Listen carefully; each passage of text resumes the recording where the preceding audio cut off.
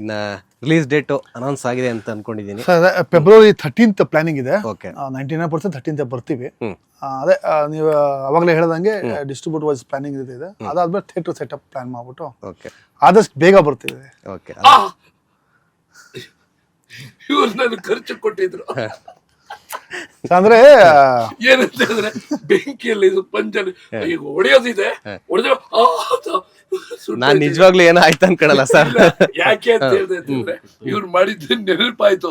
ಇಲ್ಲಿ ಬಿದ್ದ ತಕ್ಷಣ ಸುಟ್ಟು ಆತು. ಇಲ್ಲ ಆಕ್ಚುಲಿ ಒಂದು ಇಲ್ಲ ಅದು ನೈಜದ, ಅದು ಸಣ್ಣ ಪುಟ್ಟದ್ದು ಬಿಡಿ, ಕೋಟ್ ಹಾಕಿರ್ತೀನಿ ಬೀಳುತ್ತೆ, ಸ್ವಲ್ಪ ಬಿಸಿ ಆಯ್ತು ಅಷ್ಟೇ. ಬಟ್ ಅದು ಸಿನಿಮಾದಲ್ಲಿ ತುಂಬಾ ನೈಜವಾಗಿ ಬಂದಿದೆ. ಆಕ್ಚುಲಿ ಒಂದು ಶಾರ್ಟ್ ಅಲ್ಲಿ ಅದು ಬೆಂಕಿ ಇಟ್ಬಿಟ್ಟು ಹೊಡಿಬೇಕಿತ್ತು. ಪಾಂಜಾಗೆ ಪೆಟ್ರೋಲ್ ಹಾಕಿರ್ತೀವಲ್ಲ, ಪಾಪ ಅದೆಲ್ಲ ಸಿಡಿತ್ ಪಾಪ ಅವ್ರಿಗೆ ಸ್ಪಾರ್ಕ್ ಸಿಡಿತ್ ಪಾಪ.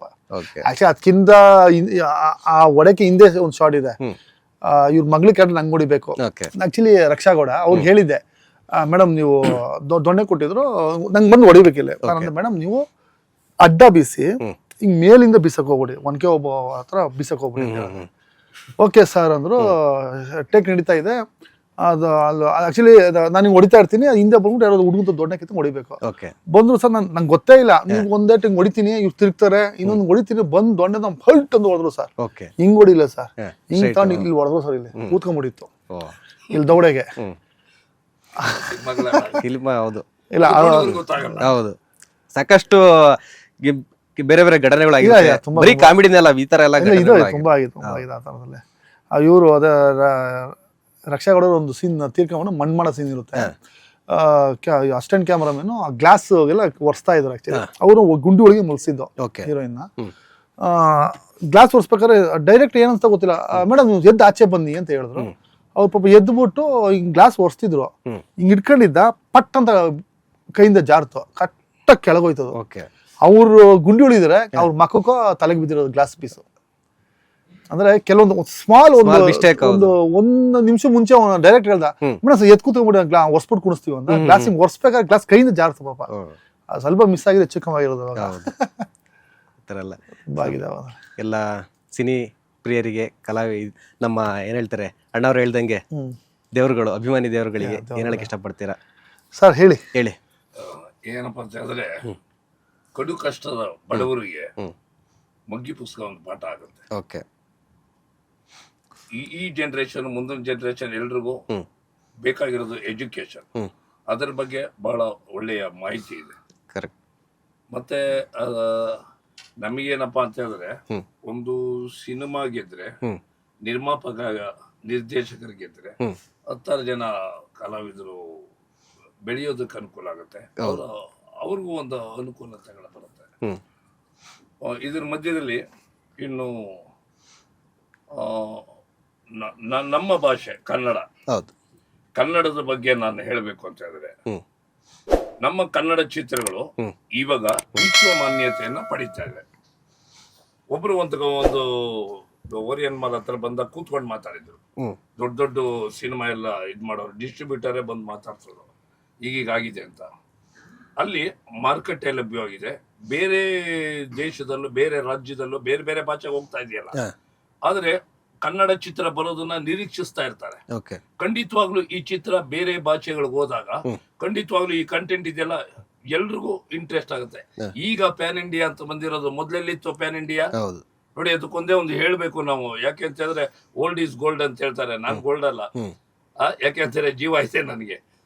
ಯಾಕೆ ಹೇಳ್ತೀನಿ ಅಂತ ಹೇಳಿದ್ರೆ, ಮಹಿಷಾಸುರ ಮರ್ದಿನಿ ಅಂತ ಒಂದು ಸಿನಿಮಾ ಮಾಡ್ತಾರೆ ಡಾಕ್ಟರ್ ರಾಜ್ಕುಮಾರ್ ಅವರು 1960s ಸಮಯದಲ್ಲಿ. ಆ ಸಿನಿಮಾ ಹಿಂದಿ, ತಮಿಳು, ಮಲಯಾಳಿ, ತೆಲುಗು, ಬೆಂಗಾಲಿ 9 ಭಾಷೆಗಳಲ್ಲಿ ಡಬ್ಬಿಂಗ್ ಆಗುತ್ತೆ. ಯಾಕೆ ಅಂತ ಹೇಳಿದ್ರೆ, ಅಲ್ಲಿ NT ರಾಮರಾವ್, ನಾಗೇಶ್ವರ ರಾವ್ ಚಿತ್ರಮಂದಿರದಲ್ಲಿ ಮುಸ್ಕಾಕೊಂಡು ಗೊತ್ತಾಗ್ದಂಗ್ ನೋಡ್ತಾರೆ, ಪಾತ್ರ ಮಾಡಲ್ಲ. ಮರಾಠಿಯಲ್ಲಿ ಮಾಡಲ್ಲ. ಯಾಕೆ ಅಂತ ಹೇಳಿದ್ರೆ ಪಾತ್ರ ಅದನ್ನು ತುಳುಗಿಸ್ಕೊಳ್ಳೋದಕ್ಕೆ ಆಗೋದಿಲ್ಲ. ಅಷ್ಟು ಅತ್ಯದ್ಭುತವಾದ ಪಾತ್ರವನ್ನ ರಾಜ್ಕುಮಾರ್ ಅವರು ಮಾಡಿದ್ರು.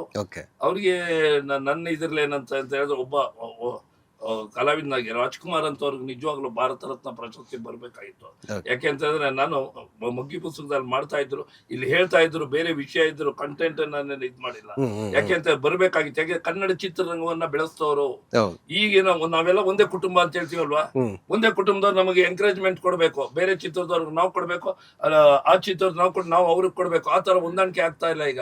ಅವರೇ ಬೇರೆ ನಾವೇ ಬೇರೆ ಅನ್ನೋ ತರ ಆಗ್ತಾ ಇದೆ. ಅದಾಗಬಾರ್ದು. Okay. ನಾವೆಲ್ಲರೂ ಒಂದೇ ಅನ್ನೋ ಮನೋಭಾವ ಬರಬೇಕು, ಒಂದೇ ಕುಟುಂಬ ಅನ್ನೋ ತರ ಬಂದ್ರೆ ಏನಾಗುತ್ತೆ ನೋಡಿ. ಈಗ ರಾಜ್ಯೋತ್ಸವ ಸಂದರ್ಭದಲ್ಲಿ ರಾಜ್ಕುಮಾರ್ ವಿಷ್ಣುವರ್ಧನ್ ಅವರು ಧ್ವಜಾರೋಹಣ ಮಾಡಿದಾಗ ನಾವೆಲ್ಲ ಕಲಾವಿದರ ಸಂಘ ಮೆಂಬರ್ ನಾವೆಲ್ಲ ಬಂದ್ರೆ ನಾವಲ್ಲೆಲ್ಲ ದೂರದಲ್ಲಿ ನಿಂತಿರೋ ವಿಷ್ಣುವರ್ಧನ್ ಆಗ್ಲಿ ಡಾಕ್ಟರ್ ರಾಜ್ಕುಮಾರ್ ಅವ್ಲಿ ಬಂದು ಏನ್ ಮಾಡ್ತಾ ಇದೀರಿ, ಹೇಗೆ ನಮ್ಗೆ ಇದಾಗ್ಬಿಡೋದು. ಬಟ್ ಈಗ ನಾವೆಲ್ಲೂ ಸೇರ್ತಾನೆ ಇಲ್ವೇ. ನಾವ್ ಹೇಳೋದು ಕಲಾವಿದರು ಎಲ್ಲರೂ ಒಂದೇ ಕುಟುಂಬದವರು ಅಂತ ಹೇಳಿದಾಗ ಒಂದು ದಿನವಾದ್ರು ರಾಜ್ಯೋತ್ಸವ ಬೇರೆ ಬೇರೆ ಸಂದರ್ಭದಲ್ಲಿ ನಾವೆಲ್ಲ ಸೇರ್ಬೇಕು. ಅವ್ರವ್ರದೇ ಗೂಡು ಮಾಡ್ಕೊಂಡು ಅವ್ರವ್ರೇ ಭಿನ್ನವಾದಲ್ಲಿ ತೆಗಿಯೋದಲ್ಲ, ಎಲ್ರು ಒಟ್ಟಾಗಿ ಸೇರ್ಬೇಕು. ಆಗೇನಾಗುತ್ತೆ, ಒಂದು ರೀತಿಯಲ್ಲಿ ದೊಡ್ಡ ಪ್ರಮಾಣದಲ್ಲಿ ಬೆಳೆಯುತ್ತೆ. ನಮ್ಗೆ ಅವ್ರಿಗೆ ನಾವು ಸಹಾಯ ಸಹಕಾರ ಮನೋಭಾವ ಇತ್ತು ಅಂತ ಹೇಳಿದ್ರೆ ಕನ್ನಡ ಚಿತ್ರರಂಗದ ಬೆಳವಣಿಗೆಗೆ ನಾವು ದಿಟ್ಟವಾದ ಒಂದು ಹೆಜ್ಜೆ ನೀಡಬಹುದು ಅಂತ ನನ್ನ ಅನಿಸಿಕೆ. ಇದು ಕರೆಕ್ಟ್ ಅಲ್ವೇ? ಹೌದು. ಇನ್ನ ಮಹೇಶ್ ಅವರೇ ಮತ್ತೆ ನಿಮ್ಮ ಮ್ಯೂಸಿಕ್ ಡೈರೆಕ್ಟರ್ ಯಶಸ್ ಅವರು ವೆಲ್ಕಮ್ ಮಾಡೋಣ ಸ್ಪೆಷಲ್ ಇಬ್ಬರಿಗೆ. ಓಕೆ, ರಿಲೀಸ್ ಡೇಟ್ ಇನ್ನೇನು ಆಲ್ಮೋಸ್ಟ್ 13 ಅಂತ ಹೇಳಿದ್ರಿ. ಓಕೆ, ನಮ್ದೇ ಆಡಿಯೋ ಚಾನಲ್ ಇದೆ, ಡಿ ಸೌಂಡ್ಸ್ ಅಂತ ಆಡಿಯೋ ಚಾನಲ್ ಇದೆ. ಸೊ ಅಲ್ಲಿ ಕಂಪ್ಲೀಟ್ ಅಪ್ಡೇಟ್ಸ್ ಕೊಡ್ತಾ ಇರ್ತೀರಾ. ಸೊ ಪ್ರೇಕ್ಷಕರಿಗೆ ಎಲ್ರಿಗೂ ಹೇಳೋದು ಒಂದೇ ದಟ್ ಏನೋ ಹೊಸ ಸಿನಿಮಾ ಬರ್ತಿದೆ, ಸೊ ಪ್ಲೀಸ್ ಸಪೋರ್ಟಿವ್. ಅಲ್ಲಿ ಸಾಂಗ್ಸ್ ಇದೆ, ಟ್ರೆಂಡಿಂಗ್ ಅಲ್ಲಿ ಇದೆ.